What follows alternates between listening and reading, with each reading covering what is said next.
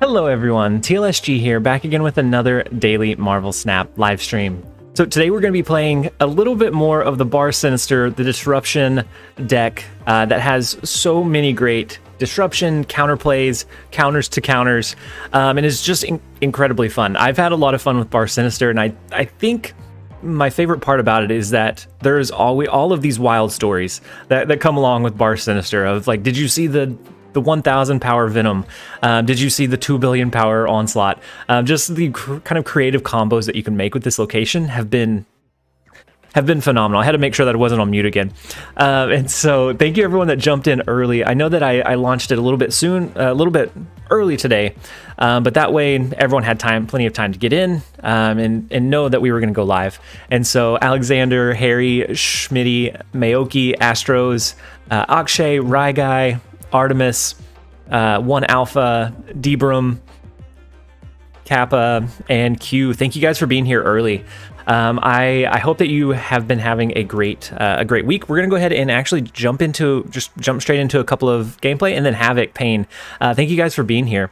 I hope that your week has been going well. We're gonna go ahead and jump into a couple of games. And we did bring back the cube counter for this one. Since we're in a pool 3 build, it's going to be a little bit more, I feel like it's a little more fair than whenever we're on a pool 1 build. Umais, hey, how's it going? I hope you're having a great day. Rohit, I hope that you're having a great day as well. And so this is actually going to be the last lunch live stream for this week. Tomorrow, Sammy Samurai King, thank you for joining us. Tomorrow I'm going to be working in office. We have our Halloween celebration. And so I won't be able to go live tomorrow, unfortunately. So for this first turn, since we don't know exactly what the rest of the layout's going to be, we're actually going to skip.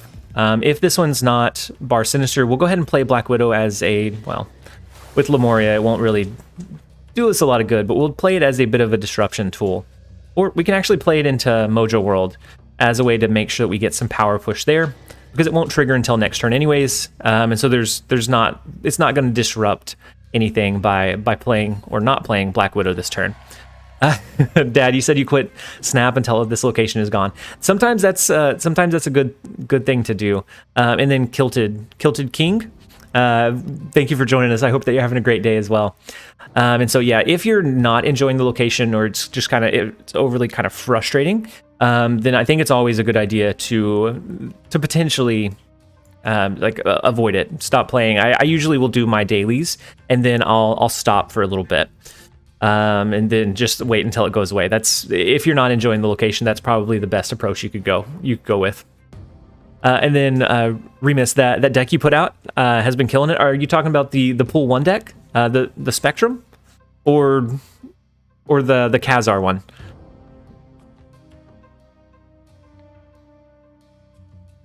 Do you think you will try the 2.7 billion power move? I tried it a little bit yesterday. I didn't have a lot of success with it. It felt pretty inconsistent. I'm gonna go ahead and play Yondu. It felt a little bit inconsistent just because it requires, I think, 3 very specific cards in a pretty specific order to do. And it's just, if the locations aren't wrong or if the location doesn't appear, then it ends up being a little bit hard to pull off in practice. I like the idea of it. I haven't been able to pull it off consistently. And then Remus, you said the Khazar one. Yeah, the Khazar one is really, really strong. I have a couple of texts to it that I've made or kind of make back and forth depending on what I'm seeing. But the core stays the same, and it's really, really strong. I've climbed on a couple of free-to-play accounts now to about 60 with it this season. And so I've been really enjoying it, and I'm glad that it's doing well for you as well. And then Jeremiah, we are at 6.52 subs. Are we really? Did we jump that much this morning? Oh, on my end it says 6.53. So yeah, we're growing insanely quick, insanely quickly. A couple of days ago we had just hit 5,000. I think it was 3 days ago now. We had just hit 5,000, and now within the next 1 to 2 days we might hit 7, which is mind blowing. Akaichu, heyo, how's it going? Ethan, I've been playing low pull 2 discard, playing Swordmaster or Sif to bar Sinister to discard a POC 2 to 4 times. I've seen a couple of discard decks with bar Sinister, and they're both really however you build it. Since you can amplify the number of cards you discard, it's been really good. Clarice is good. She's actually on the couch today at Kaichu. I have one that's behind me, sleeping on the ground. But Clarice is good. She's on the couch just kind of hanging out. Dracula on bar Sinister is good, but in pool 2, he wouldn't have access to Dracula. But otherwise, it's an incredibly strong one. I think we maybe do Polaris to pull their Black Widow over. And then we might even try to do like a last turn Juggernaut to push whatever they play here off of Mojo World. The Magneto play or pull from Jubilee was pretty big. Ooh, and they're running what looks like maybe oh no, they discarded their Hela already, right? That was what Swordmaster discarded, so we should be okay there. If we did a debris this turn, it would fill up both these locations, and that's if they don't play there. It would fill up both these locations. It'd give us an extra 6, which would push us to 15. They would remain at 14, but that's gambling on if they don't. Oh, it's his final turn. So let's play a Juggernaut to push whatever they play here, potentially play here off. I don't know, that feels bad too. That feels like we're gambling at this point. We can do a debris and then a Juggernaut here. The debris first would fill this one up, fill this one up. We hope that they play here and we can just push it off into Crimson Cosmos. We're gonna gamble on it. I don't know that. I think this is a bot match, but we're gonna gamble on it. We hope that they play into Lemuria. Rohit, you said 10k soon. Potentially, it could happen. Insanely enough, it could happen, which would be insane. Nicholas, yeah, it is a weak finisher. This deck has a lot of like counterplays, and if you're not able to clog their board, then it loses some of that steam. It's okay. It was only worth 1 extra cube, so if it was worth more than that, I probably would have backed out. But since it was only worth a 1 cube gamble, we went ahead and tried it, just in case they were going with like a big power play, because they were running a Hela deck and they discarded Hela.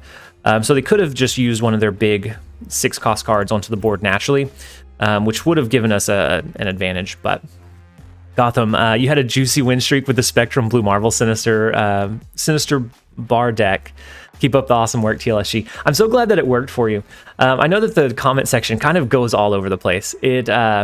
It bounces from you should do movement, you should do this. This is, but I'm always glad to hear when it works well for somebody, because I don't like to post something unless it's performed pretty well for me.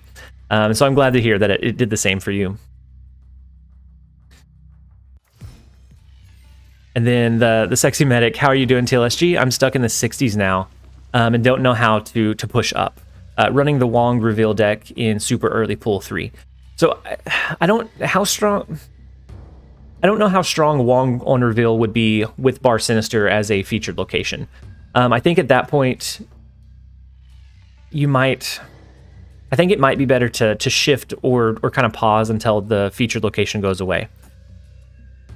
I do want to play Black Widow here, but it gives them an extra card to push into the raft. And so I don't necessarily want to give them free resources. And so I'm just going to play our Yondu this turn. And then we could either pull out their Daredevil with our Polaris until we can get enough cards to cap that one out. Or actually, no, we can cap it out this turn because of Project Pegasus.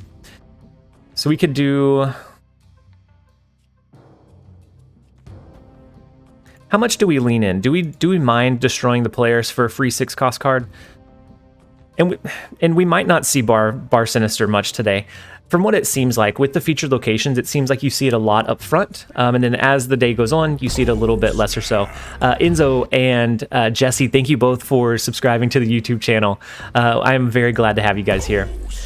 It seems like as it gets closer to when that location goes away, it seems like I start seeing it less and less often. Juggernaut instead of Polaris. So Juggernaut would push their cards off, but since they cap it out anyways, or they cap it out early, it wouldn't give us as much of an advantage. Ooh, we lose that one by 1. We don't have any cards in here to buff it up. So the Juggernaut might have been the flavor for us. We don't have any cards in this deck that are gonna push additional power, unfortunately. This one might be a retreat. If they snap at any point, we'll duck out. But we'll play our debris. We'll kind of see what they have, and then we'll kind of go from there. Why is the subscriber only chat? So Hockey, it's subscriber only chat because it keeps the bots out. Without the subscriber only chat, you get the singles in your area chat, and it's I don't want anybody to accidentally click on one of those, and I would feel terrible if they did. And so right now it is subscriber only chat for that reason. But I put it at a low time frame. So if you jump in the chat, or if you jump in the live stream and you do want to chat, you can subscribe for, I think it's set to 5 minutes, and then it goes from there. Wait, those are bots. I know it's crazy. You never would have guessed it. Got to go have a great final this week. Stream, be well TLSG and everyone here. Alexander, thank you for jumping in for the bit that you could. I hope that you have a great rest of your day. So we don't really have a great win condition. We can do. They only have one. Actually, they only have one card. If they play it here, we can Juggernaut it over into this lane. That makes sure that our green Goblin will be able to proc here. That'll give us 6 power lead here. It's another pretty weak play, but it's not as weak as it could be. So it depends on what they top decked. Our Juggernaut will ensure that this does not lock down and our green Goblin can go through. I'm actually going to snap on it. We pulled out their free 6 cost card with the Odin. And so as long... and then 93k, does Daredevil only see after you end your turn? Yeah, so since they had Daredevil, after I hit in turn, it does like basically a turn extension, and they can see what I played and where. And even if I moved cards, so if they dropped a cloak and I moved cards around, they could see which cards I moved and where.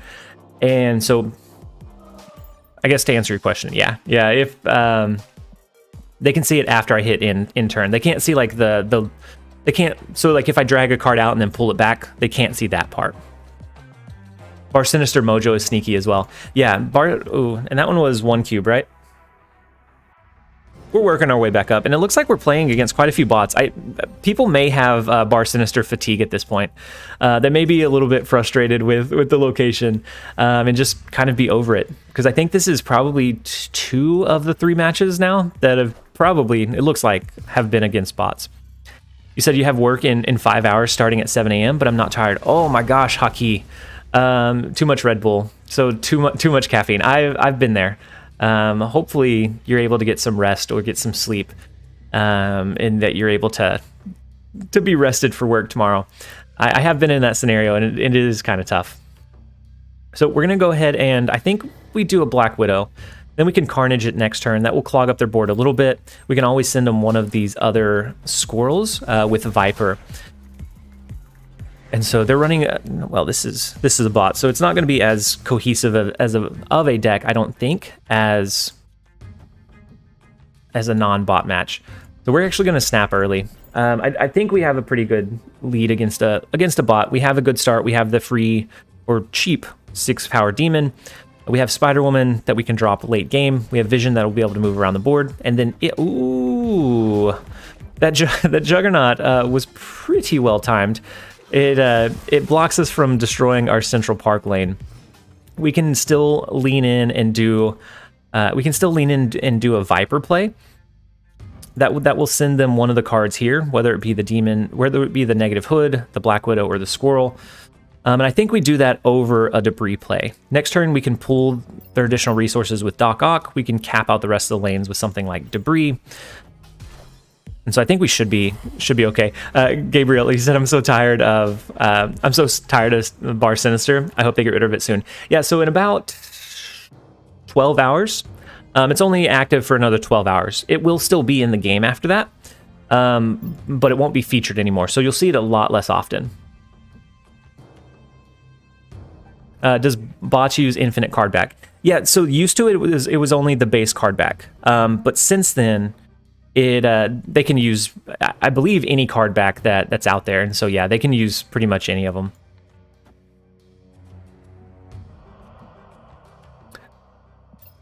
So we know that they have a vision in their hand. We could pull one of their cards over with our Polaris, which might be a safer play. We actually have a couple more turns. We could do a debris here. I think we go with the Doc Ock. We drain them of some of their resources, and then we can kind of adjust from there. Hey, Kraken Null, how's it going? I feel like I've jumped into pool 1 mode. Oh, that's unfortunate. I feel like I've jumped into pool 1 mode for a couple of days this week, and I've missed out on some of the good brewing. How's it been going? Nicholas, Venom just works similar to Carnage, but it will stack the power. Yep, exactly. Broncos, how's the stream going? So far, it's going well. We're -1. We've only played a couple of matches, but overall, it's going pretty well.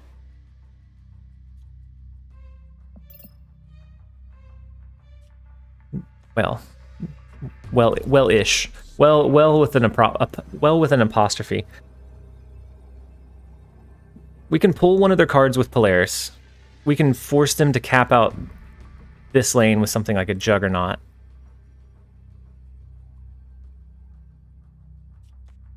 Maybe we do Polaris first, and then we'll just drop Juggernaut as for the additional power. If they don't drop something here, we'll pull a cheap or low-powered card over. Juggernaut's just here for some extra power, and then we can end the game with something like a Spider-Woman. Yeah, block the lane with Infinite. Yeah, the Doc Ock did not do well for us. Did not serve us well there. It does look like we're going to win the Central Park lane, though. I think pretty easily. Since we don't have initiative going into this final turn, whatever they drop, we will be able to impact with our Spider-Woman. And so we have a chance. We know that they have a vision, so they could push 7 power, and then we're going to give them a -4. Spider-Woman left is what you do. And so the way I was thinking is that if we could force them into capping this one out, we would know a little bit better, be able to strategically know if we need to retreat or not. Kraken, no, it's been going well. I have a Lockjaw discard deck. You want to play more, but it's bad with Bar Sinister. Yeah, a lot of like the brewing stops whenever it's a really impactful lane, or whenever it's a really impactful like featured location. Because you just can't. A lot of decks that are going to be good outside of this are not, and then a lot of decks that are not good outside of the feature location are insane when this is in effect. And so it's one of those. And then we did have a couple of subs, and I forgot to call you guys out. Raphael, Burke, Brandon, and Eldavo. Thank you guys for the subs. I hope that you guys are having a great day, and I'm glad that you're here with us. Wodar, good morning / lunch. It's evening for some. I think Alexander already jumped out, but it was evening for him. But good morning, evening, afternoon, Wodar, whatever time it is for you. I think we play Mojo into the Raft. Similar to last time, we don't want to play Black Widow there, because that will give them a free card to stack into the Raft. That makes it a little bit easier for them to cap the location out. And then it'll give them an advantage or a potential advantage in getting to it first. And then Sean, how long do featured locations last? So featured locations will last for 2 days. A hot location, which will come up on Sunday, is only in effect for 24 hours, but it appears in 60% of games, whereas featured locations appear in 40% of games. And so on hot location days, it is very beneficial to build your deck around whatever location that is. And so I'll be doing a pool 1 build, and maybe I'll sneak in both at pool 1 and pool 2 with that. 1 alpha, I think it's easier to attract viewers with a pool 1 deck when there's a hot location. So like streaming it 1 alpha, is that what you're talking about? That's why I covered the deck first, or the one that I did yesterday. I did the pool 1 build first, and then I did pool 3 today. And so I think I'll do that for the hot location on Sunday as well. Just because it's in pool 3, you've been around a little bit longer, and so you're more likely to be able to kind of brew your own stuff. Pool 1, it's sometimes their first time seeing that, and so they're not always able to to brew as efficiently. I don't like the Typhoid Mary that we got from X-Mansion. It's kind of unfortunate. We will just, I guess, drop a Hood and a Carnage. We're going to destroy the Mojo. That way we can still have some flexibility in this lane. And then we'll go from there. Rega, if you don't see Bar Sinister, the regular version of this that I play is cut Yondu and Doc Ock for Korg and Spider-Man. That way you have a little bit more control. Yeah, and I feel like as soon as we say we're not going to see Bar Sinister and then we go away from it, all of a sudden we'll see it. And then Bob Snurds and Dave Aloysius, thank you guys for the subs. I hope that you guys are having a great day, and I'm glad that you guys are here with us. So we can do a Doc Ock that will force them to fill up this lane. We have a really big turn 6 with our free 6 cost card. And then we have a cheap Demon, we have a Polaris, all decently powered cards. We could drop the Black Widow, but I think knowing what we're up against in the Avenger compound is going to be a little bit more advantageous. American Primate, I'm curious what's down the road for Snap. Are there any special events that we can expect that you might be aware of? So they're adding in a lot of cool things. They're wanting to add in the friendly mode. They're wanting to, they're wanting to make a pretty good event of like releasing Thanos, and I think they have big ideas. They're still working on exactly what like events look like in the game, but for the most part, I think they're still working on what that long-term look of it is. And so Thanos' ability is at the start of the game, shovel these 6 Infinity Stones into your deck. If you get him from RNG methods, so like an Agent 13 or Raft, you actually don't get any of the stones. And he's not released currently, but whenever he is, it's going to be pretty crazy to build a deck around this, and I'm really excited to kind of brew some of the ideas.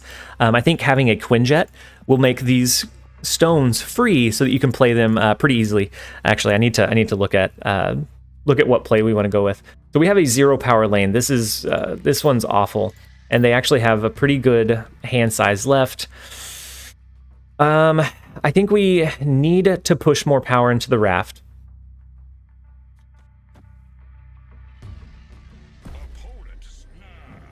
And we can do Polaris if that pulls their Sunspot, which actually it'll pull a 1 or a 2 cost card. So it's either their Sentinel or their Sunspot. It's going to destroy it because of Kingpin. And so I think we lean in with that, and then we just stack a little bit more power over an X-Mansion. We might lose this one. Nicholas. Oh, you are right, Nicholas. So I thought, for some reason, I thought the Kingpin came from X-Mansion, but it was Dracula. And so they may have Arrow. So we're going to cap out the Polaris lane. So they have Polaris. They can't pull any of our cards with Polaris, so that's good.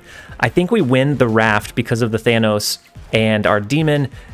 If we hit Sunspot, that's just a bonus. Okay, that's the wrong Sentinel, but we destroy one of their cards. Kingpin is committing just destruction upon his own cards, depending on what it pulls into. Okay, so it's the Sentinel. We do find the win condition. That one wasn't a solid in game, but we were able to utilize their Kingpin against them. And then Progenito, hey, how's it going? I'm glad you're able to jump in and join us. And then Paulo, how's it going? I see that you just jumped in as well. I hope that you guys are having great days so far. Rohit, they should add the percentage and countdown timer on the hot/featured location page. I think that would be really good for newer players, because like me, I've seen it, week after week. I know like when it's going away. I know when it's gonna whenever it's gonna go into effect. But newer players wouldn't. So I think that'd be an easy thing to add, but I think it'd be impactful. So I've been saving this this variant to pull it on stream, and it looks like this is the welcome bonus Captain America, right? No, it's just very similar. It's just a very similar style.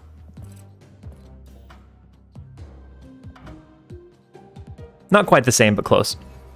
So, yeah, I did add the cubes for the last game. Let's go ahead and jump into a couple. Maybe we can find Bar Sinister during the lunch live stream. We don't know. We'll see. I'll become a Thanos only player when it launches. I don't know that it's going to be strong or consistent. I think it's going to be incredibly fun to kind of brew around and build different decks, and I think it's going to create a lot of like cool combos. What I'm afraid of is things that clog up the board, because with the stones, that's you're pushing a lot of things onto the board, and so it's going to be interesting to see how it plays out. Alvin, are there any more cards like Thanos that is known but not released? The only other one is Galactus, which he has an insane animation. Galactus will, if you play him into a lane and that's your only card in that lane, he will destroy the other location, similar to a world ship, where at that point that's all you have. That's all that you're facing up against, and so it's really impactful whenever it does come up, or whenever it will release. It's going to be really strong. You're going to have to always consider that it's a possible drop, and probably run things like debris to start clogging up the board. And then a Kaichu. Yeah, I know we have absolutely been flourishing the last few days with the pull 1 builds and just everything else in between. We've had some insane support, and so yeah, I try not to look at the viewers, because I don't want to, like, I feel like I look at it and then it's just going to drop and disintegrate, and so so we are climbing, which is huge. Thank you guys for being here. I hope that you guys are having a great day. And then if this is maybe the first video of mine that you've seen, we do a lot of structured videos as well. This is more where I'm able to kind of chat back and forth with chat, kind of answer some different questions. Our structured videos are a little bit more succinct. Akaichi, you thought this was a game, and then Sammy, you said, I wonder when Kang is coming to Snap. So they said that they're going to start releasing new cards either every week or every other week, whenever they release the collector's tokens. They told us that they're releasing the collector's tokens in 2022 at some point, but we don't know exactly when that is. And so we'll see. Hopefully it's sooner rather than later, but we don't know exactly when that'll be. And then Paulo, you said you didn't notice you're at 6K now. Yeah, 2 days ago we were at 5,000. We jumped like 700 subs yesterday, which was nuts. So we've been having an insane amount of support. But yeah, we're a little bit over. I think we're at 6.3 subs, which is phenomenal. I'm excited to see kind of where we can go, and where this community and where this channel goes, and where the game goes overall. So I think we play Doc Ock into nowhere. That's going to give us a good power push. It's not going to pull any of their resources in. We can always do a Polaris to pull their collector away if we get outpowered. We have a Juggernaut to push their power around there as well. And so with this list, without Bar Sinister, you have to get kind of creative in how you're finishing out the games. Hockey, last time you checked, you were at 5.5. Yeah, and that was only like a day and a half ago. And so yesterday was about 700 subs, from 5.5 to about 6.3, which is absolutely insane. We don't have a great power play here. Actually, we can push their cards off, right? So let's do Viper first. Let's do Juggernaut. Let's do Yondu. As long as they don't drop more than 11 power in Danger Room, we could make sure that if one of theirs stuck, it wouldn't stay in Danger Room, and then statistically one of our cards should stick, and we should win this lane. And so let's go ahead and we'll take the easy retreats. We're still looking for a Bar Sinister this stream, and then thank you. We just had a few more subs come in. We have Crazy Paul, Jose, Steve, and Beery. Thank you guys so much for the subs. I'm glad to have you guys here. And then I know that I missed Crash. What is a collector's token? Hey, we get Bar Sinister finally. So a collector's token it's going to be a way to target what cards you want to unlock. So right now it's random. You get random cards within a set collection log range. With the collector's token, you're going to be able to have a shop that you freeze a specific card. It'll rotate every couple of hours, a few times a day. And if you see one that you want, you can freeze it until you have enough collector's tokens.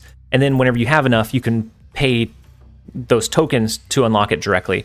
And so with the collector's tokens, those are going to be a free currency. You're not going to have to pay for them. You're going to be able to unlock them just from leveling up your collection.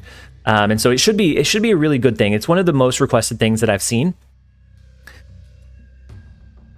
What TLSG says card, he means variant. Wait, Wodar, thank you. Thank you. I realized that yeah. So, do we lean into the Green Goblin here?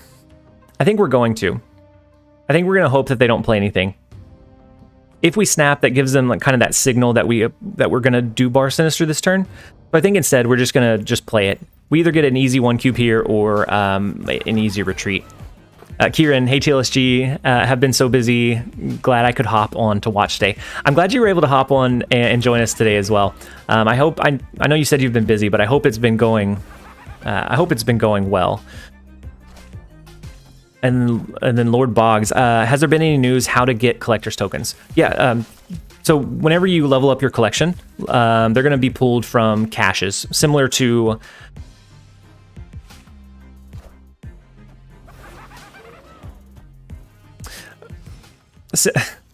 Sorry, they played a Hulkbuster, which merged with one of the Green Goblins, and so it sent us a 5-power 1 bot back. You're going to be able to, whenever you unlock a card, similar to how you get your credits, your cards now, and everything, you're going to be able to get them just from advancing in the game, and so it should be a really good thing. I think we played Juggernaut this turn. And then Pilk, I'm glad you were able to jump in and join us. I hope that you're having a great day, and then I hope that everything is going well. I think we're gonna play Juggernaut. Then that bounce. Yeah, I was speechless for a minute. So the Hulkbuster merged, and then it sent one back to us, and so we're actually balanced with our Green Goblins. I'm gonna play Juggernaut in Mojo World.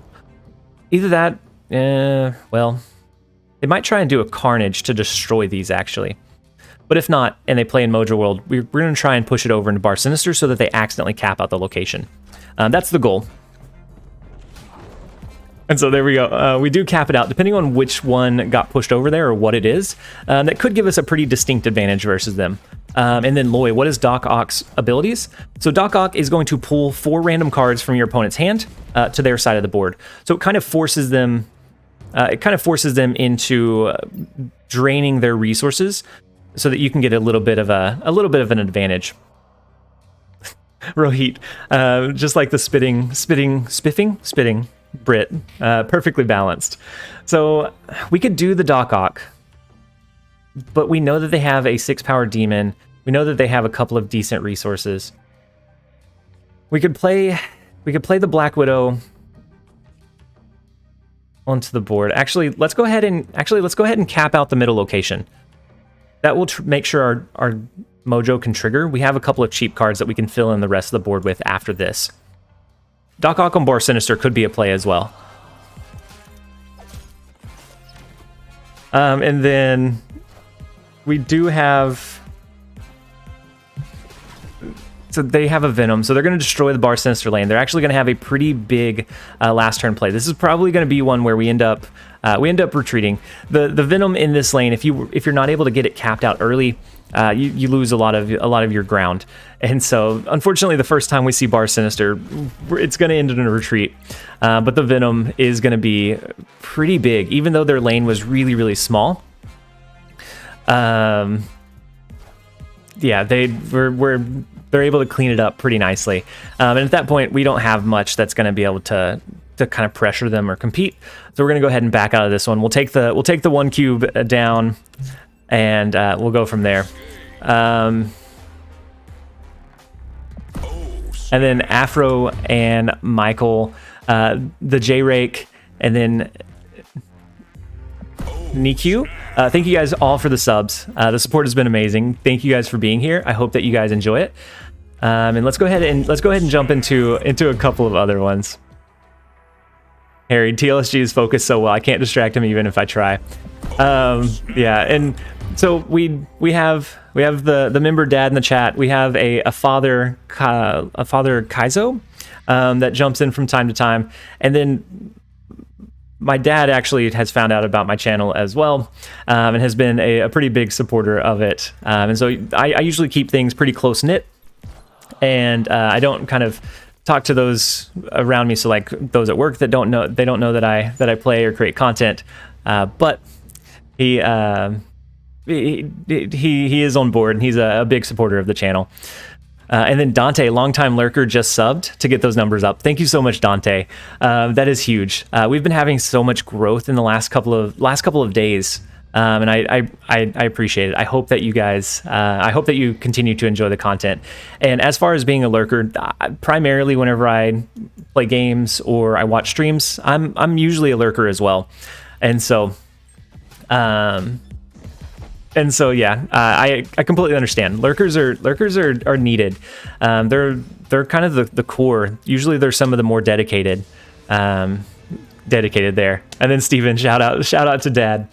And then Nicholas, I love seeing Venom in the hot location. Big numbers. Yeah, Venom and then Arnhem Zola can create some absolutely insane turns. It's really funny it's fun to see. It's not always fun to go up against. Let's go ahead and play our Hood and our Viper. That will start clogging up this side of the board. Nowhere is going to be a little bit difficult because our own reveals won't trigger. But I think...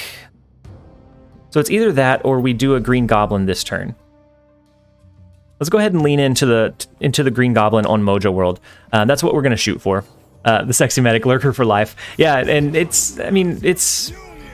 I don't always have or need to, say something and interact. A lot of times I just sit back and enjoy the content. And then, yeah, remember Dad, you said I'm not his real dad, by the way, for anyone confused. Yeah.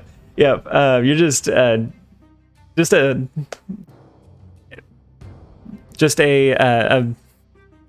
member that happens to be named Dad, and I always get a kick out of it whenever I have a shout out for you.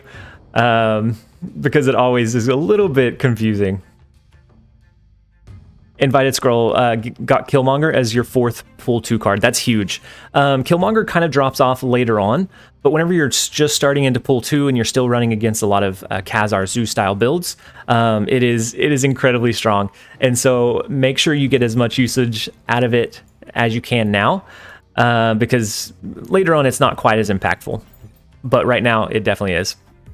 Both dads know about the stream. That is true. That's accurate. Harry, do you know TLSG has legs, but we can't see them? Distraction worked. You don't know that I have. You don't know for sure that I have legs. You think I have legs. I do. But I don't think you've ever seen them. You're right, Harry. The distraction did work.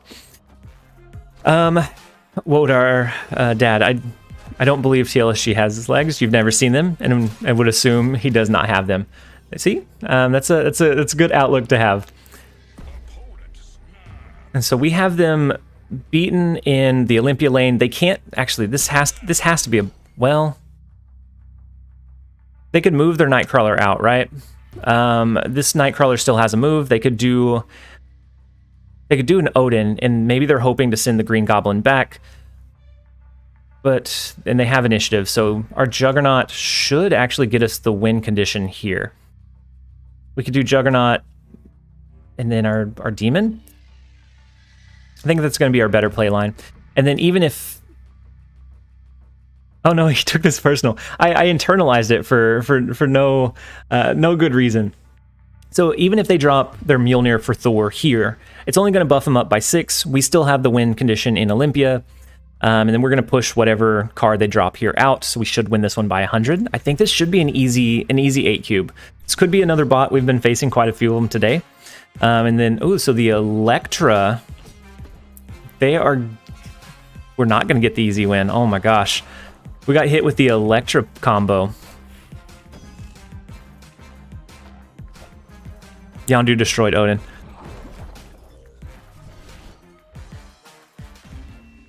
That's all the way back to early beta days of the Electra counter in Mojo World. So High Roller KO absolutely demolished us. Brought us from Mr. Positive Streamer back down to Mr. Negative Streamer. I didn't think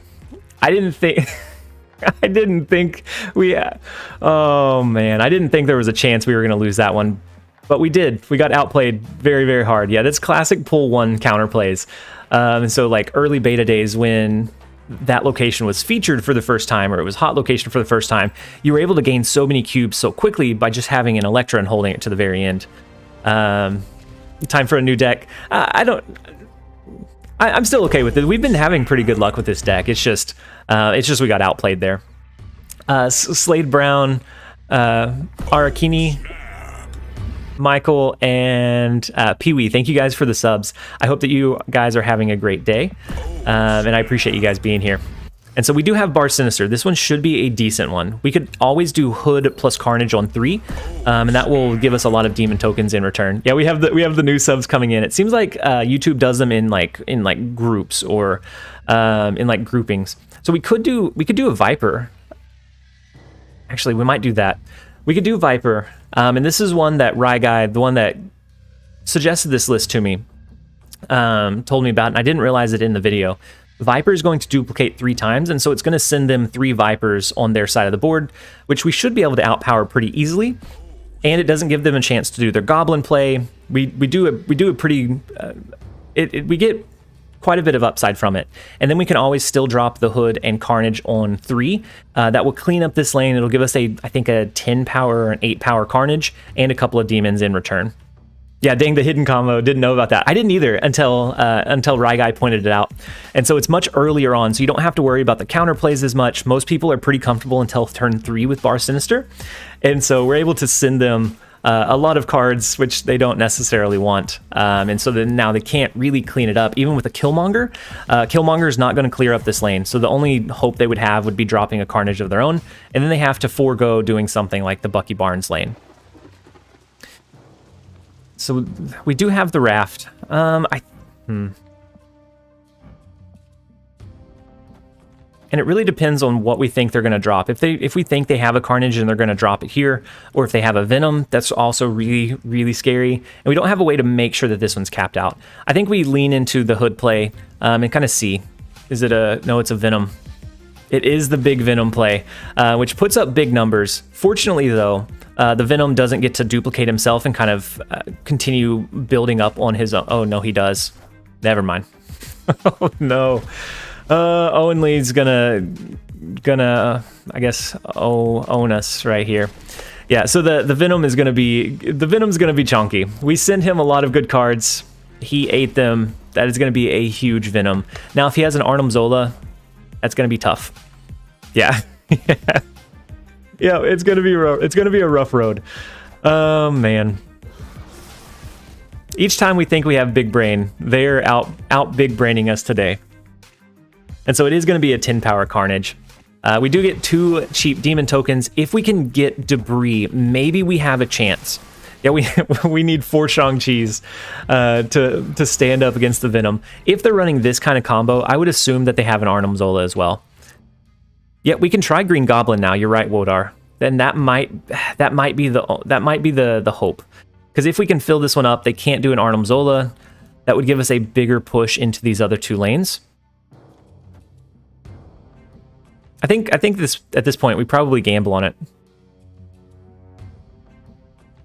All right, let's drop our Green Goblin. Okay, so they filled up the Raft location. That is huge. And so then it's very huge. So they get a free 6 cost card. We are going to clog up their Bar Sinister lane. They probably have a Killmonger to destroy the Sunspot or Deadpool at some point, I would assume. But it's still going to be a lot to overcome in 2 turns. Big Jim Jean, just found you from your Pool 1 Kazoo deck and saw you were live, so dropped a sub and jumped in and just sitting back and watching. Thank you so much, Big Jim, for being here. I'm glad that you enjoyed the Khazar Zoo deck build, or I hope that you enjoyed it. And I'm glad that you jumped in to check us out live as well. If you dropped Doctor Strange the Carnage out, you can Mojo the Bar Sinister. We could. But I'm worried about a Killmonger for the Raft location, and so it's going to be what, 8 power, so 8, 16, 32. Oh wow, it wins it by 1. That's no wait, it wouldn't win it, right? 335 viewers, so proud. Hockey, making sure that I'm up to date on it. So if we pull out Carnage, we're only going to get 3 mojos. That's going to be 8, 16, 24. So unless we were able to pull both out of Bar Sinister, I don't think it actually wins. Mojo's only 8. We do need to put a play down though. What if, oh man, we choked. We didn't push all of our cards.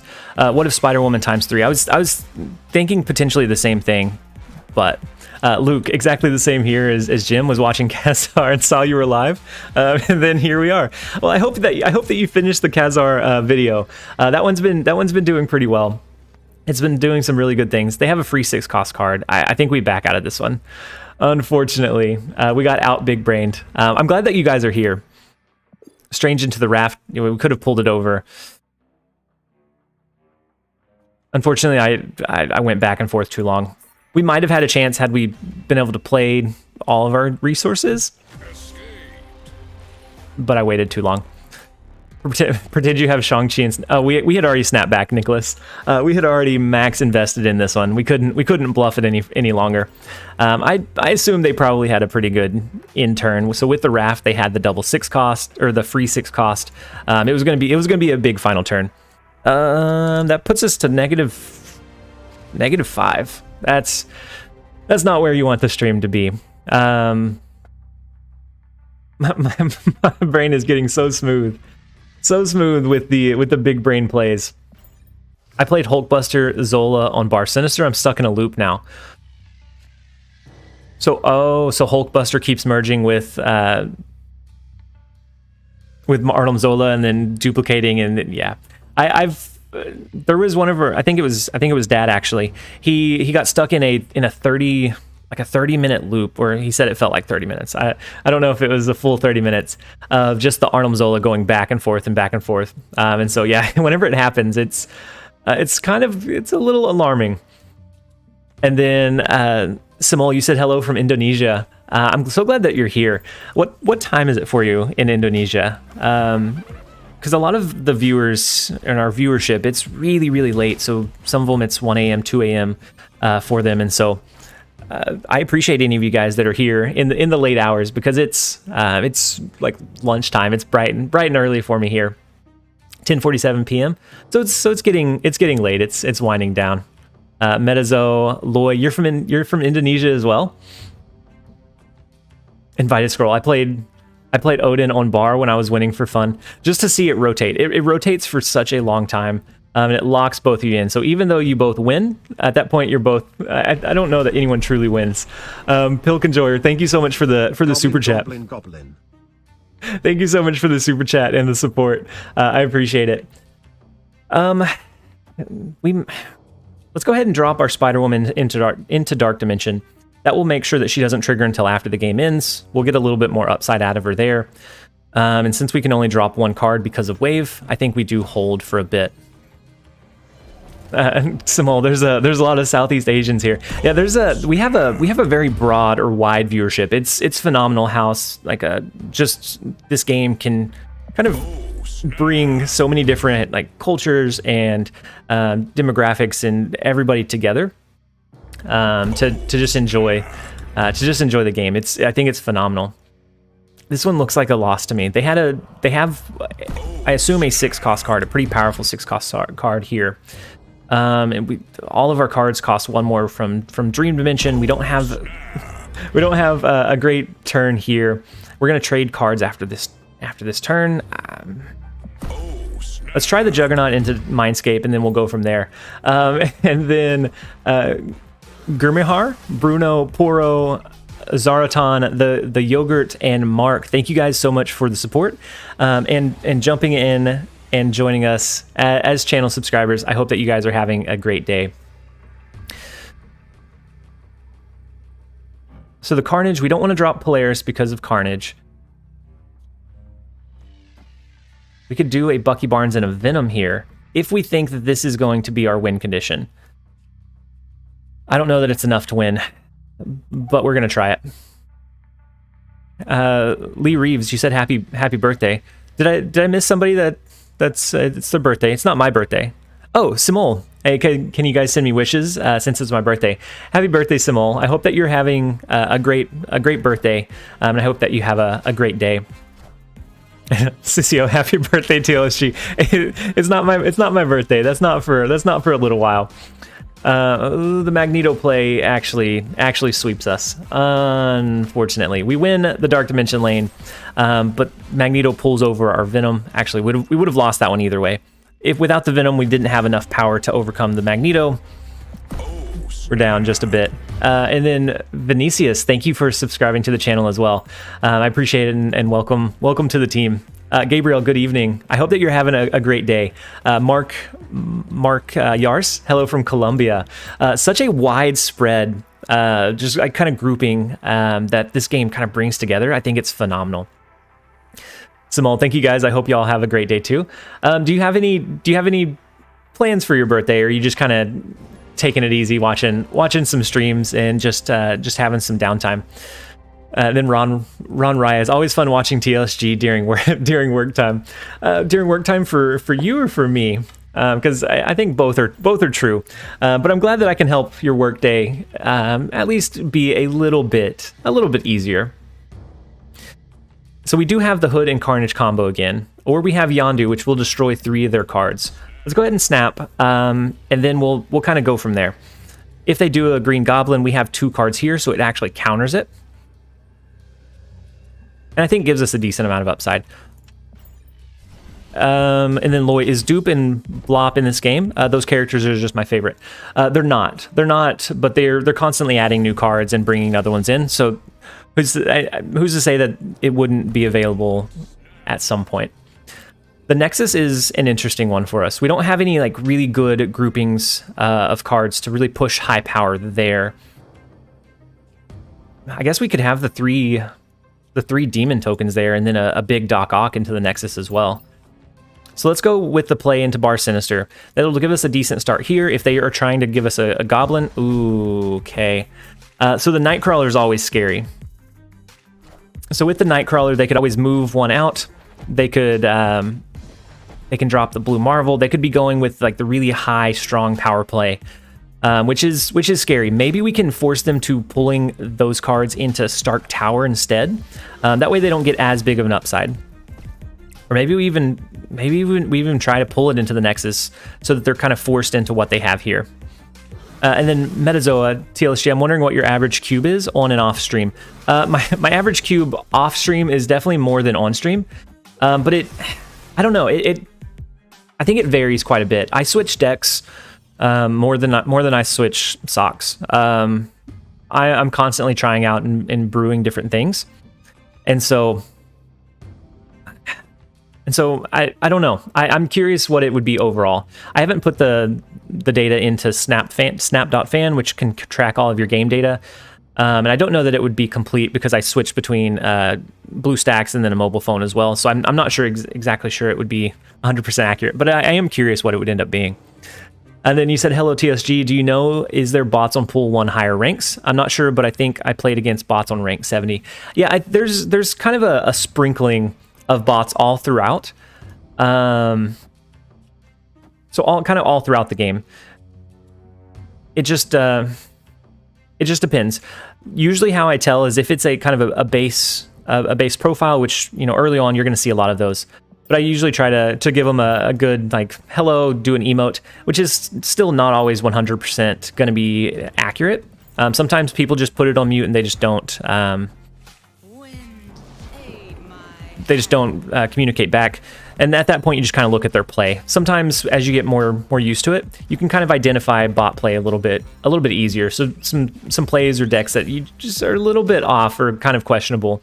But for the most part, we don't know. You don't know for sure. You just have kind of sneaking suspicions here and there.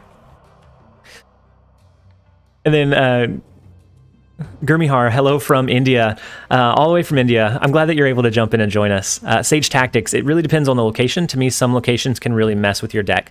They can, and depending on how you build it, you try to account for those, but you really can't build a deck specifically for like a 1% chance location. Hitting Onslaught is huge. Yeah, hitting Onslaught was huge. That stops him from doing the biggest power push. Dock mid, you think? So I was thinking about either docking, either doing Dock Ock mid or maybe a Juggernaut into the flooded lane. But Dock Ock mid could be the play. They do get some upside in Stark Tower though, because they're gonna get all of their cards here are gonna get the Stark Tower bonus. Only 3 of ours will. We'll see. We'll see. We'll try it. We'll try it out. So they do move all of their Nightcrawlers. Interesting. So we pull 1 card in from Stark Tower. They're actually not going to be able to play next turn. So their Sunspot is going to get some increased upside. We'll be able to calculate and figure out exactly if we have a win condition or not. And so we'll be able to play from there. Ooh, the blue Marvel is really, really big. You like Dock left last turn, then Jug mid. Looks like that would have been the play line. I don't know that we could ever compete. It looks like a win for them, right? Oh, never mind. Yeah, with the blue Marvel stacking on top of them, it just it becomes really, really difficult. We would have to push not just 10, but they're going to absorb 6 more power here. So even this is not going to beat them here. We don't have enough power here. Oh no, we're Mr. Super Negative Streamer today. All of our kind of nefarious plays are getting outplayed, unfortunately. And then XC, this event is so good. I'm jumping from 60 to 86 now. That's huge. That's huge. And if you can kind of stay calm, weather the storm, sometimes you're going to get bad beat. Sometimes you're going to do the bad beating. But going from 60 to 86 is huge.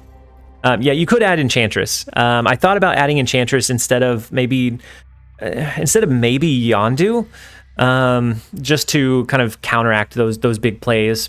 But I just don't know for sure. I actually really like Polaris when Space Throne is in effect. And so if they play a 1 or 2 cost card on the first couple turns, we can actually cap this lane out. And then Sora, you said, hey man, love the content. Started playing a few games ago. Longtime TESL fan or player. Seems like a lot less RNG and Snap than most games. Yeah, there's definitely elements of RNG, but I think to a point it's managed. It's managed RNG. You can kind of anticipate what RNG might come up. And so I've really found that it's a very simple concept. This like Snap, it's very simple in concept, but in reality it gets really complex really quickly, thinking of counterplays and trying to outthink your opponent's moves and trying to find the best win conditions. And so we now are going to be able to pull their Black Widow over into Space Throne. That's going to win us the Space Throne. They will probably play their Widow's Bite here. We'll play ours as well. We're going to send them 2 cards. We start clogging up the board quite a bit. We can kind of try to finish it off with a debris potentially, and we have a pretty good board advantage. Yeah, it's manageable and fun RNG for the most part. There's some locations where it's not necessarily manageable, but otherwise, yeah, it's you're able to kind of play around it for the most part. What do you think of 3 days boosted location? So this one's only in effect for 2 days. But overall, I like the boosted locations quite a bit. I like the fact that they break up the meta. So it's it creates a meta.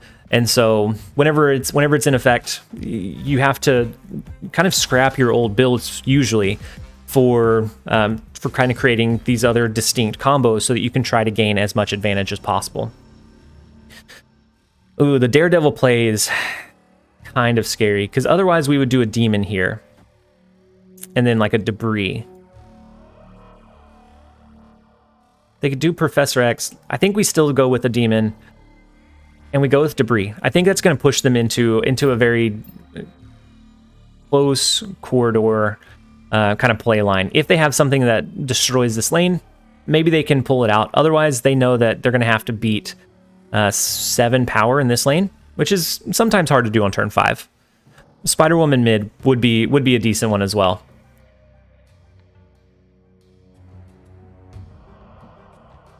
It's really good RNG to where games don't feel fixed, right? So it's kind of like Hearthstone. It's the same deck, the same every game, so it can get stale. With this one, you know that sometimes you're going to have Space Throne, sometimes you're going to have Sanctum Sanctorum, where you can't play cards in that location at all. And how you kind of navigate around those, I think, is really big. Nicholas, you're calling a Destroyer on the right, and then a Professor X in mid, or Professor X on the right, and then a Destroyer mid. Yep, that could do it.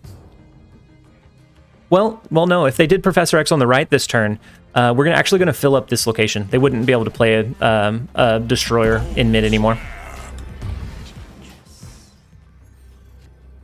So they play Enchantress in...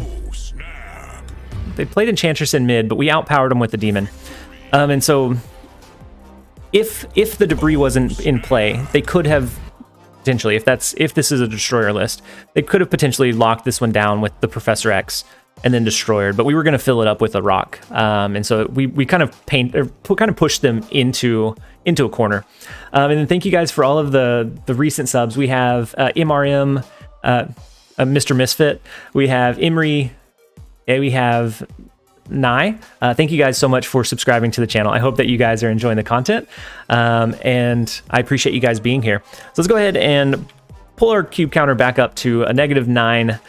Just a couple of really big wins, and we're right back in there. Playing on unrevealed locations is a little bit scary if Bar Sinister hasn't revealed. Yeah, that it is. It's always just a little bit. You never know. You could be losing a lot of power potential if you play into a location early. And so Baxter Building is the first one. I think we hold. We don't drop our Yondu just yet. Gamma Lab, actually, I think we will probably play... We might even do a Viper first. We can do Viper next turn. We can do Yondu and the Hood. Either that or we do Yondu, we do Hood. Do we have any other 2-cost? We could potentially draw into Black Widow. And we get a 1-cost in return, so we'll be able to play our Demon here as well. So I think we go with that one. Jordan Troop, good morning, guys. I'm glad you're able to jump in and join us. I hope you're having a great morning so far, Jordan. And then Luke, who would you switch for Electra on your Khazar Pool 1 deck? In that one, I would switch either Hawkeye or... I'm trying to remember the ones in the last version that I had. So it's either Hawkeye, Rocket, or Korg, depending on what you're seeing. And so I would probably do Hawkeye, just because if you draw that towards the end, it's hard to get the full usage out of him. Yeah, and so I'd say Hawkeye or Korg. Korg adds a certain amount of disruption. And so I like Korg just for the chance of forcing them to draw into rocks. I feel like this guy would run a Shang-Chi. Dr. Well PhD is usually pretty good. They could run a Shang-Chi. We were going to lean all the way in and hope that they went full movement on us. And so we were going to fully lean in on it. Eric, good game, by the way. Seg here. First time seeing Hood into Carnage for Bar Sinister. That you ended up beating us earlier, right? Right, Seg? But it was either way. It was a very good game. I like that on 3 because it blocks potential Goblin plays, and so I really like that play line. Late game Hawkeye is as painful as late game Angela. Yeah, Luke, it's absolutely. And then Chong Kai Ben, thank you so much for subscribing as well. And then Hamcat, you've got a dip, but it's been fun. I'm glad that you were able to jump in and join us for today. I'm not going to be live tomorrow, but we'll be live again. We should be on Monday. But we'll have videos. We'll have videos every day in between. And so there's definitely not going to be a gap in TLSG content. I hope that you have a great rest of your day, Ham. And then Kill Shape, hey everyone, I hope that you're having a great day, Kill. I'm glad that you're able to jump in and join us. And then Avalon, how's it going? I see that you jumped in and sent a couple of emotes our way. I hope that you're having a great day. I hope that negative YouTuber becomes a positive YouTuber. We hope so. That's always the hope. If it doesn't happen, that's okay. We may be negative in cubes, but we are always positive in spirit.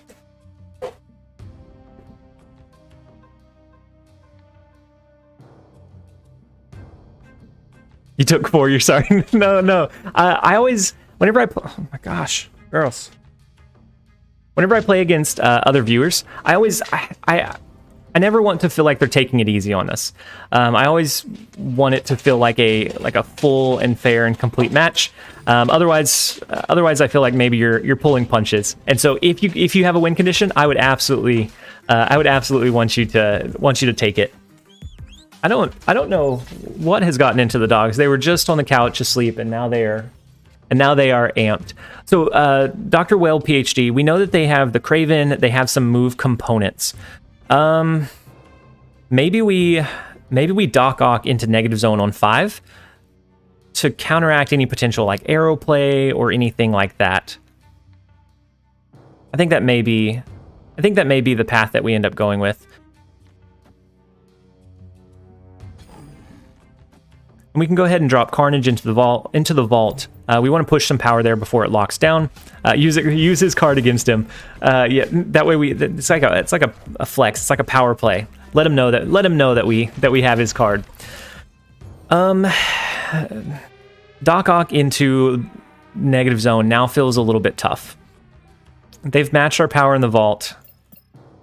If they have a bigger play in the Daily Bugle than we do, then we can't win that location. Maybe we just pull into the Daily Bugle, but then we won't be able to cap that one out. What do we think? Do we think we pull them into negative zone? And then Dirtfish. I've been able to catch 2 live streams in a row. It's a good week. Keep up the great work. I'm so glad that you were able to catch them, and I hope that you're enjoying them, because it gives me a chance to like directly interact. Like I try to respond to as many comments as I can on the videos, but it's not as real time. Juggernaut in day. Ooh, yeah. But if they have arrow. Okay, so maybe we pull their arrow here. If they have arrow and we do a Juggernaut and we don't have initiative, then we would lose that flip. But otherwise, I think it's a good play line. Jordan Troom, I'm loving Bar Sinister so far. I've been playing Hulkbuster here, then play Iron Man. You'll get 3 Iron Man. Yeah, the Hulkbuster and then the Iron Man is always huge. So we pulled their Magneto and their Juggernaut. So they're not going to be able to push cards around.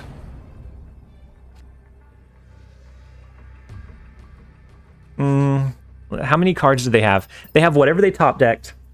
And, oh man.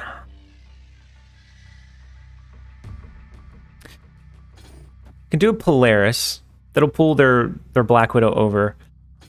And we can try a Juggernaut. I don't know that that's enough to win this lane. You think both Polaris and Juggernaut in mid? That could be a play line. We'll go ahead and drop Widow's Bite just in case they try to do an arrow play here to pull our resources over. And if they pull it over with arrow, then it gets destroyed, so we don't have to worry. And then Slayer for Mayor. I like your name, by the way. How often are new cards released? Right now, it's once a month.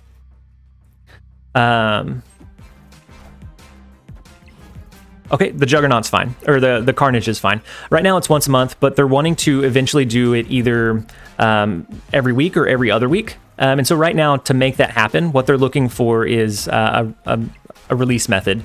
And so they have said that with collector's tokens, which should be released sometime in 2022, they are going to add that effect in. And so they said that with the collector's tokens, they're going to be adding in those weekly releases. And so it should be sometime soon, maybe within the next couple of days, next couple of weeks, but we don't know for sure. Yeah, we ended up getting beaten pretty bad there. Unfortunately, we're still looking like Mr. Negative Streamer. Let's do a few more. And see if we can pull it back out, pull it back onto the positive side. And then Monster Persa, hey bro, greetings from Ecuador. I think that's the first one I've seen from Ecuador. I hope that you're having a great day, and I'm glad you're able to jump in and join us. I hope that you're enjoying the game and enjoying the content as well. And so let's go ahead and see if we can beat Jeff Montana here. We haven't been having as much luck this morning as we did yesterday. But that's kind of the nature of featured locations. Sometimes you see them a lot, and your builds do phenomenally. Sometimes you see them a little bit less often, and it becomes a little bit harder to win sometimes. Sure is hard to snipe you now that you're popular TLSG. I think it's just a wider player base queue. I think that's what I'm gonna blame it on, is a wider player base. Sage, would this game ever become a physical card game? Who knows? I don't think they have plans of that right now. But down the line, if it gets big enough, who knows? And then Jake Haywood, what's the Bar Sinister combo? So this deck, oh my gosh, thank you guys. We have Adap, we have Fyrus, we have Eric, Gigi, Joshua, and Shoy. Thank you guys all for subscribing. The Bar Sinister combo is either a green goblin to fill up their side of the board with goblins. You can do a hood into a Carnage, that'll give you 3 demon tokens. You can do a Viper that will send them 3 Vipers. You can do a Polaris that'll pull a lot of their 1 costs over. There's a lot of kind of play around potential with this list, with that location.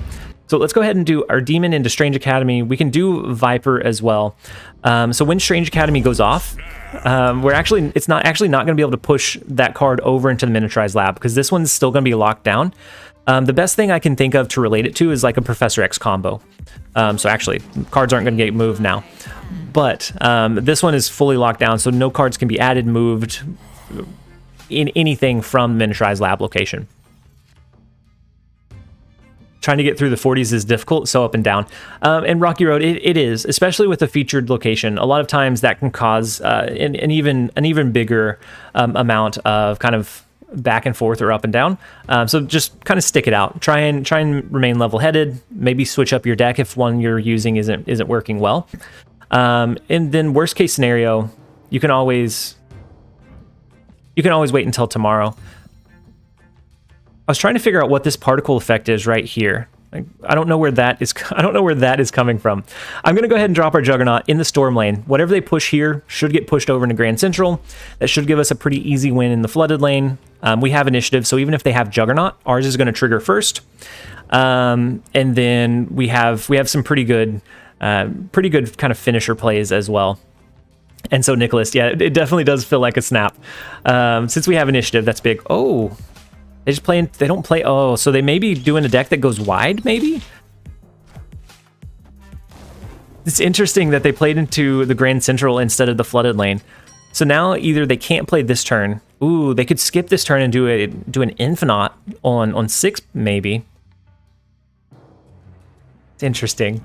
That's an interesting play line. We can go with Spider-Woman this turn into maybe a Green Goblin and something else. Because I doubt that they play anything into Grand Central this turn. And we're actually going to pull into one of our cards after this. So maybe we do Green Goblin instead.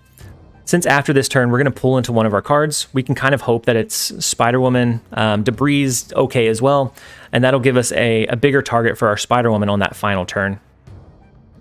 And then if our Green Goblin goes over, whatever they pull will cap out this location and give us a very direct amount of information of if we can win or lose. The Goblin's clogging it up. Yeah, I like that one. Cap is mid. It could be a destroyer, but they're not going to. Well, if it pulls into a destroyer, that'd be unfortunate. Oh, so we don't get the cap on his mid because of the Green Goblin. That was a 1 out of 6. A 1 out of 6 shot. Oh man.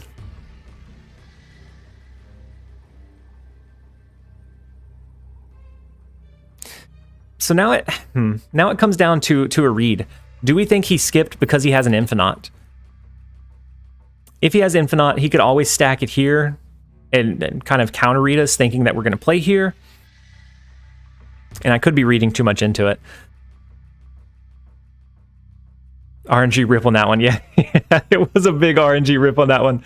This is hardly copied from Smash Up. I haven't played Smash Up. There's a lot of elements that kind of draw from different inspirational pieces from different games, I think, but I think it is very distinct in its identity. Do we think he plays into Grand Central or go to the Miniaturized Lab? You could see a Dr. Doom. Dr. Doom could be a play. Okay, they end up retreating. So we outthought it long enough that they ended up retreating. So we're gonna be -8. Let's go for a big one next time. You're running pretty much the exact same deck, Jeremiah. How is it holding up in Bar Sinister? Or do you typically just storm the Bar Sinister lane. You said I don't mind copying, just make it good? Oh, copied. Yeah. So like if, and I think like a political way to say it is that they're like drawing inspiration from other games. So like I've heard a lot of comparison between Gwent and Artifact. In like the multiple lanes, you have to win 2 out of 3, but it's done in such a unique way that I think it's hard pressed to say that it's like a copy or a replica of anything else. And then Stan, you used my deck from yesterday to climb from 20 to 41. Did you use the Spectrum deck, or did you end up using the Khazar Zoo deck? Can you speak a little more slowly, please, Javier? Yeah, I can absolutely do that. So I think we skip one more turn to see what this last location is, or we can actually drop our Mojo this turn. We can drop Mojo. It does feel bad against a Sunspot though, and our debris is already out on the board, so we're not going to cap out these other locations. But maybe we play Mojo into Strange Academy anyways, and then we see what this last location is. Every Supercell games are copied. Still, they are good. Yep. They are. They always draw very heavily from other established games. And so I agree. Most Supercell games are like almost like copy paste, but then they add in different elements that kind of make it stand out. One Alpha, did I see that you have multiple copies of the same card / variant, or I'm tripping? In the deck or in my collection? So One Alpha, if it's in the collection, once you split a card, it will Polaris left. Oh, right. That way it triggers twice. We can try to cap it out. Once you split a card, you keep the base one, and then it gives you a duplicated copy in your collection. So I can, if that's what you're referring to. Yeah, I have quite a few over there. And then Project Purple Onyx. Hi, how's it going? I'm glad you were able to jump in and join us today. I hope that you're having a great day so far. And then Anas, hi from Singapore. What are your thoughts about Blue Marvel Onslaught combo at Bar Sinister? I think when you're able to pull it off, it is insane. It's insanely strong. I think there is some consistency questions that you're not able to pull it off as consistently every game. Whenever you do, it's very hard to counter. So I think that's one of the reasons I like Bar Sinister, is that it creates so many like really cool and kind of quirky builds that everybody seems to have a story of, like. And then Jeremiah, I was thinking the same thing. Juggernaut mid, hope it goes right. If it doesn't, that's okay. And then we can do the double destruction with Yondu. But it seems like everybody has a story about Bar Sinister. And so it's like, I got a 1,000 power Venom. I got a billion power Onslaught. And you don't have to play the same deck. There's a lot of variations to it. And I think that makes for a good location. I know that some people are kind of tired of it or over it at this point. But I think for the most part, I think it was a successful featured location. So they ran a Mr. Negative. Interesting. So they could play a card here this turn. If not, maybe Mr. Negative accidentally goes over there. I think we hold Spider-Woman just in case that does happen. Or maybe we go with Viper there, seems bad too. But we might get blocked with the Rock. And then Pratt, you said, "What's up, man? Your channel's growing so fast." It is absolutely exploding. And it doesn't seem real at this point. And then Jake, oh, okay, guys, thank you. So when you split a card, yep. So when you split a card, it's the same card. It's just you can level it up again. It gets some cool like cosmetic things. I'll jump into my collection after this. We can do, I don't know. None of these plays feel good. Viper can clog this one up. But then this is going to move, so it could potentially block us anyways. Maybe if Mojo gets slotted here, we're okay. Otherwise, it's kind of tough. If a Rock goes here, okay, so it is Mojo. We do get the upside here. So even if they skip this one, they can only play one more card here. I think we go with the Spider-Woman and just hope that they don't have some big play. If they do like an inverted Iron Man, maybe we outpower it with the negative ability of Spider-Woman. I think that's our best bet. So with them having Sarah, they can play a lot of cards over here. I don't think it's worth trying to compete for this one. I think we lean in and try for the Sakaar. Jordan Troom, definitely my favorite streamer. Definitely my favorite streamer. Thank you so much. That means a whole lot. That you guys are enjoying the content that much. Oh, I should have done the math. With us having initiative, we didn't impact the actual Iron Man. We lose that lane by 1, which is really unfortunate. Yeah, the mojo was good. The inverted Iron Man was bad. And it came down to, did we think they were going to be able to draw it even? Because they only drew 2 negative cards. Yeah, but we definitely should have calculated it. You're right. You're right, Addy. But that's okay. That is all right. We'll take a -2 cube gain. And then Tanner, you said hi from Detroit. What games did you stream before this? So I actually, it's kind of funny. I didn't stream or create content for anything. This is my first run at content creation for probably 6 or 8 years. I had a channel before that, but I did it for a very limited time, and then kind of work got in the way and life obligations, and so I dropped that. But directly before this, I was playing Hearthstone, but I wasn't creating content or streaming anything else. And so this is a fresh take. And so it has been about 4 months that I've been building up this channel, and so like the first one. The first couple of like videos and streams were definitely kind of they were on the rougher side, to put it lightly. Like my editing skills, the thumbnails, just the spacing was difficult. But then, you know, as people watched, they gave me tips and pointers, and I kind of was able to kind of grow into that. And I'm always trying to advance and improve the content wherever I can. And so yeah, we've definitely caught a pretty big wave with this game, and so I'm really excited to see where the game and where the channel goes overall, because it's been absolutely exploding here recently. And then Logan Loper, yo, how's it going? I'm glad you're able to jump in and join us. And then Jake, what about this game made you want to jump into content? So I was playing Hearthstone, and well, they said we don't talk about Hearthstone. I was playing Hearthstone. And then I saw like a real clickbaity video. I think it was from Zeddy that said, "Is this the Hearthstone killer?" And I was like, "Well, I gotta see if this is what's gonna kill Hearthstone. I gotta figure out what he's talking about." And Parappa,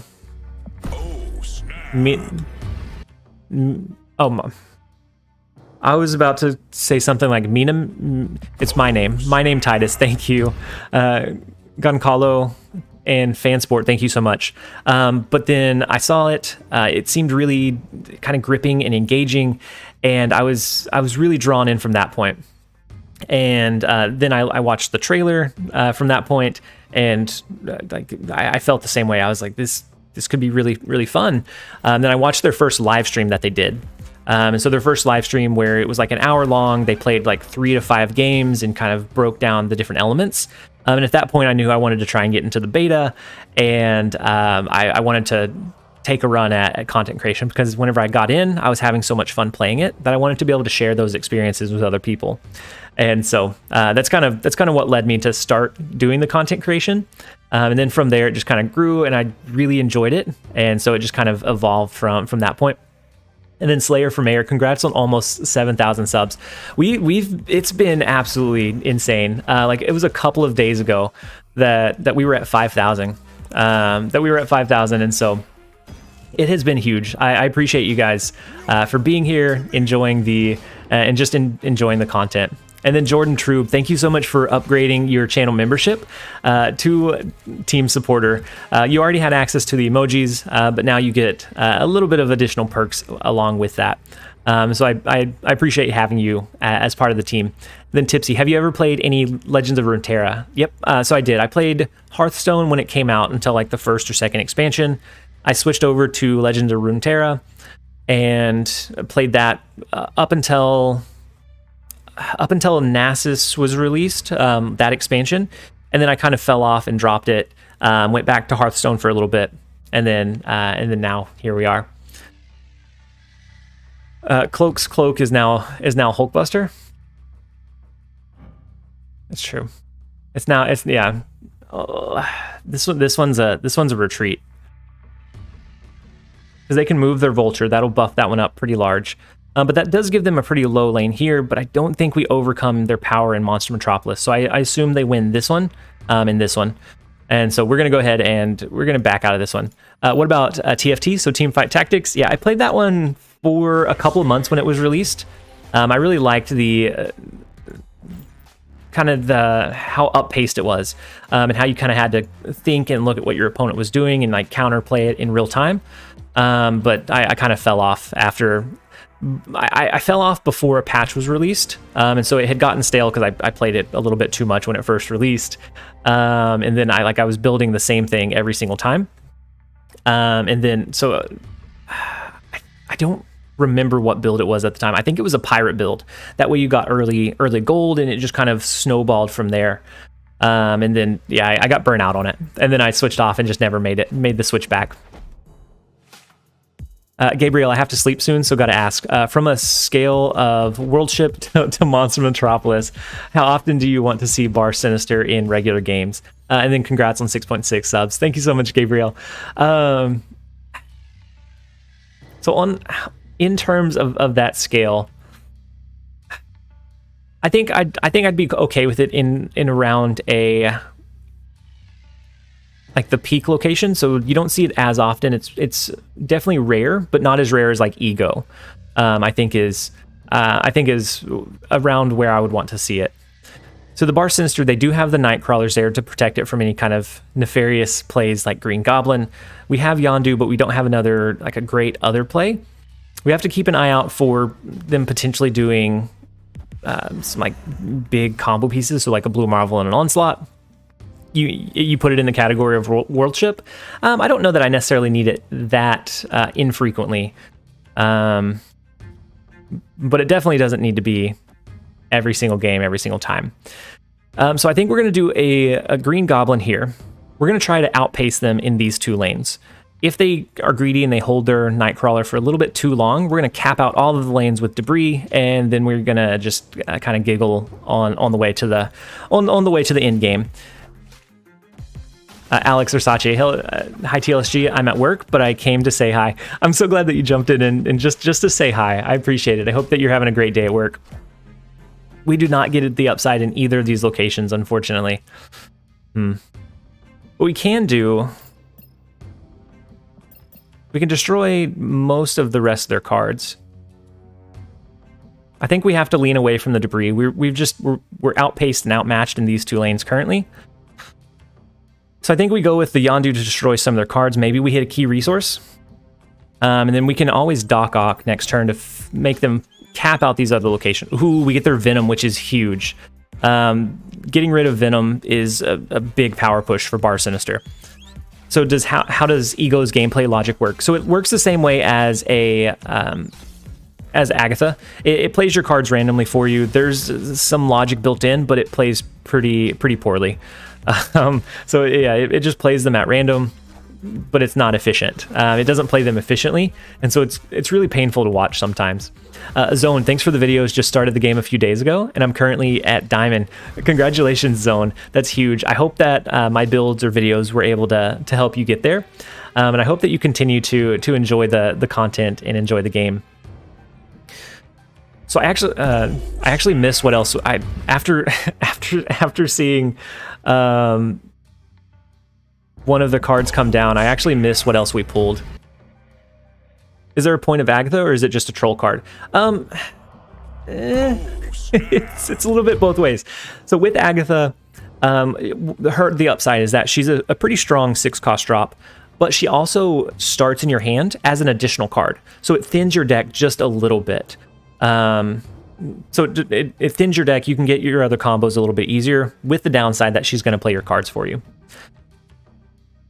So you hit Deadpool and Hulkbuster.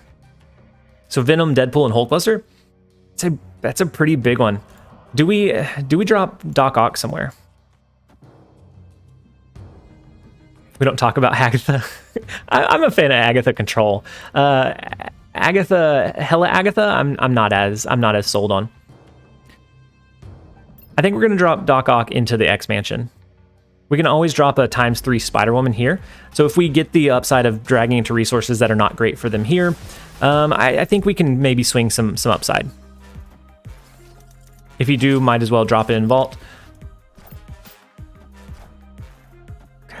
That's not great. As we've discussed, her name is Agatha. Okay, well, they can move their Nightcrawlers. They have the demon to multiply over and over again. They have initiative as well. We don't have a way to make up the 8 power here unless we did something like Spider-Woman. Oh, the death pool was big. That's gonna be another retreat, guys. We're gonna back out of this one. Let's do just a maybe 1 or 2 more games before we have to jump back over into work mode. I would like one where it works out. We've been struggling in Bar Sinister today. We've seen a lot of really good copium. we have the one more going on.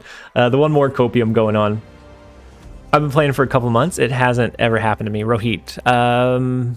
I may have missed what you said. I won when I got Ego, so I don't hate him, but I see a lot of Luke. When I see Ego, I usually snap just and then commit to the game, just because I find it pretty funny to have Ego control my cards in a really inefficient way. And then Logan, I got Agatha from Agent 13. Oh, and whoopsum, really. That could have been Logan. That could have been really bad. It's always not great to see her whenever you're earlier on in the game, because then she just starts playing your cards randomly. I'm glad that she did work out for you though.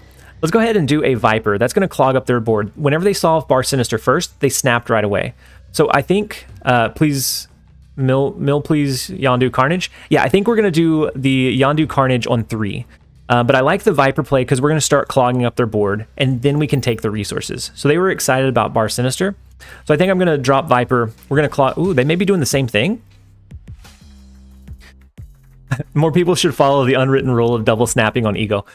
Okay, so we won't ever really know what they dropped over there. Oh, maybe it was a Nightcrawler? Do we think that was a Nightcrawler play? And we were going to send them 3 Vipers before it flipped, so they were only going to have the 1. And then thank you guys for the subs that were coming in. We have 87 in, Christopher, Kutang, Savage, JP, Cap God. Thank you guys so much for joining the channel. I hope that you guys enjoy it here, and I hope that you guys have a great stay. So that was for 4 cubes, right? Because we double snapped. And so that's an easy 4 cubes. We won't ever really know what he had, other than we know that it countered it. And Bruno, hey, greetings from Brazil. I've been crushing the ladder with your pool 1 ongoing deck. That is huge. I'm glad that it's working well for you. I'm thinking about doing another pool 1 build for tomorrow once the feature location goes away, just so that there's a little bit of variety. So those people that maybe Khazar Zoo is not working well, they have an alternative. So I have a few builds in mind that I'm wanting to push out. But the Spectrum one is really good for this location. It's really flexible. We're -8 right now. Maybe we can get to neutral streamer. We need Ego hot location. That would be... It would be interesting to see how decks were built around it. I think you would have to build them similar to how you build maybe an Agatha, where you try to force what Ego can play and where by having just a few of each cost card. I think it'd be very interesting. So we're gonna try to push quite a few cards into Strange Academy. And actually, let's start with Black Widow. The more cards we have here, the more likely it is that they'll get moved over into Death's Domain. And if we can outpower them in Death's Domain, then we should be able to win. Then you said, hello, greetings from Greece. I can't win level 61. Demetrius, what deck are you running? Because if you're in pool 1, I would run the Spectrum ongoing deck. That one has done really, really well for me today, or in pool 1. And then outside of that, once the featured location goes away, Khazar Zoo is incredibly consistent, and maybe that'll help you get bumped up a little bit. And then Eric, who chooses what to play if you have Agatha and Ego? So the developers have said that it's the same logic, and so I don't know exactly who's controlling it, but it's the same moves either way. So after this turn, we're going to shuffle our cards back into our deck. Let's go ahead and send them a green goblin into Strange Academy. That's going to force it to bounce around. We're hoping that we can outpower them in Death's Domain. Ooh, they do the same thing. They send a green goblin and then the Widow's Bite. Do you know the odds? Do you know the odds of getting Ego? So it's in like I think they titled it like super rare, ultra rare location. So it's one that appears very, very infrequently because of how polarizing it is. You can't play around that. And so it's like less than a percent. It's a very small amount. And then what is the buff of Viper? Game changing. I may have missed that from last game, but Viper will in Bar Sinister, she'll send 3 Vipers into their lane, and it essentially blocks it before they have a chance to play anything. So we can do a Carnage to clear up this lane, clear up the negative card, and I think that's probably what we do. It's either that or we go with a Debris this turn, and we go with Carnage next turn. We could go with a Carnage and maybe a Polaris. I think maybe the play line we go with. Ego is the GOAT location. Ego is a location. I don't know that I would call it the GOAT location, though. Hello from Indonesia. Rafai, is that how you say it? Thank you so much for being here. I hope that you're having a great day, and I'm glad that you were able to jump in and join us. So let's do a Carnage, and then we can also do a Juggernaut. They're getting pretty clogged with some pretty low power things. So Carnage is going to free us up quite a bit, and then we're going to push anything they play here. So maybe we can get some upside in winning Death's Domain. And then we have one final turn. We don't have a good resource for that final turn. We're hoping that this is a really big, impactful turn, and that it's really, really telling for us. So they drop a White Tiger. Their White Tiger is going to get destroyed, but they do have the Tiger token here. So our Juggernaut's actually not going to push it anywhere. So depending on where our Carnage goes, if it goes over into the left, that's good. Okay, so we win Death's Domain. And oh, that's not what you want to see. Well, I don't think we have a way to outpower them here. We have 6 power. 6 power would only get us to 11 here. It'd get us to obviously 6 here, and it's going to pull one of their cards over. Maybe it hits a rock. No, I was about to copium really hard and just let it play out. There's no way to win that one. Let's do one more. We're gonna play one more and try and get a fitting end for the stream before I jump back over into work mode. And then what is Hood's Demon Power? So it doesn't have an ability. It's just a token card, but it's a 1-cost 6 power demon. And so it's really easy to kind of push and maneuver that extra power onto the board, especially if you have 1 or 2 more. Where's the 1 more counter? We probably need one of those. That'd probably be more entertaining than seeing the stream cube gain/loss counter. We have Movic, we have Miniaturized Lab, which will lock down after next turn, and so then nothing's going to be able to be moved, changed, added, or moved into that lane until 6. If we do get our Hood here, our Demon token actually gets a bonus or a buff from Washington, D.C. But I almost want... No, we'll lean all the way in. If this is Bar Sinister, we'll go with the Goblin play. And then if not, then we'll Viper in mid. And so because Demon is a vanilla card, it doesn't have any abilities. It'll get a bonus from Washington, D.C. Where work from home has made one more game much easier. Eric, it definitely has. It's definitely made it much easier to kind of fall into. So Polaris actually will be able to be played into Crimson Cosmos because of the Iceman. And that's, besides Spider-Woman or Doc Ock, that's the only card we can play over into Crimson Cosmos. I think we're going to go ahead and play this into Washington, D.C. And then we'll kind of look at it and go from there. TLSG, that live streaming goat. So it was that live streaming guy was kind of the original intent behind the TLSG kind of name. And that was a long time ago, and then chat shortened it to TLSG for short. I think we maybe gamble on the Goblin here. If they don't flip 2 cards, we can clog up this board and give ourselves a decent amount of upside. Doc Ock is always going to be scary in the Crimson Cosmos because it can pull into a lot of high power cards, and with a Lockjaw list, they likely have a lot of high power cards. That is why I bring Hull for Washington, D.C. Ooh, so their Jubilee wasn't able to pull into anything, was it? But they flip into Hulk, which is good, and it gets the bonus. Thank you guys for the subs. We have, I think I may have read this one, but 87 in. We have Spriggans. I can't read that one. And then Avian and then Andrew. Thank you all so much for the sub. I hope that you guys enjoy it. Sissio, bro, how's it going?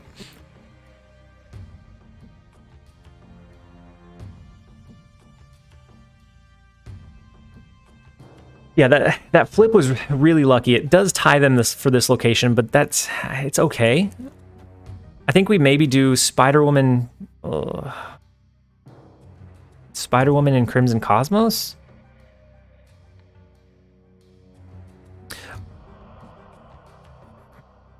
Or we can do Spider-Woman here. Next turn we can do a Juggernaut on this one. And then that will overcome their Iceman power. The only way that it gets countered is if they drop too many cards. Yep, Nicholas, and Carlos. Yep, you guys. It took me a little bit longer to find the play path, but you guys are absolutely right. This will lock down and win Washington D.C. And then next turn we can Juggernaut, unless they can just flood the board. Which with this deck we know that they do run a lot of low cost cards, but they also run a lot of high cost cards as well. And so we can do the extra 1 power with Black Widow, but that's not gonna change anything too much. But I think with Juggernaut, as long as they don't drop 4 cards here, then we're fine. And so I think we should have an easy win condition. Hulk is too strong in Washington D.C. So they drop 2 cards. Jubilee actually pulls one in, unless it's an... Oh my gosh. No way. That's...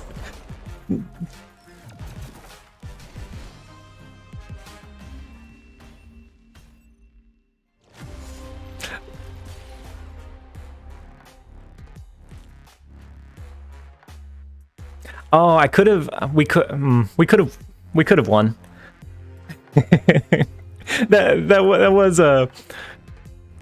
that was something. We could have won though. So had we played Carnage first, I saw someone call it out first, or I guess after I locked it in. Had we played Carnage first, that wouldn't have eaten anything, and then Juggernaut would have played. That would have given us 5 power. Instead of the 4, so we would have tied this lane. This one we would have won by 11, and then they would have won Crimson Cosmos by 8. So we did have a win condition. We just unfortunately did not play it in the right order, and it was one of those games where 1 power is a make or break for the game, and so we should have switched those around to get the 1 extra power. Unfortunately, we didn't. But that is it's not a high note that we're going to end on. But that's where we're going to go ahead and end the stream. I'm okay with an RNG flip. Those happen. I try to take those, put them into my toolbox, and use them later because you can always try to find ways to improve. And so knowing that 1 extra power play could have been that game changer, I'll think about that next time we're locking one in.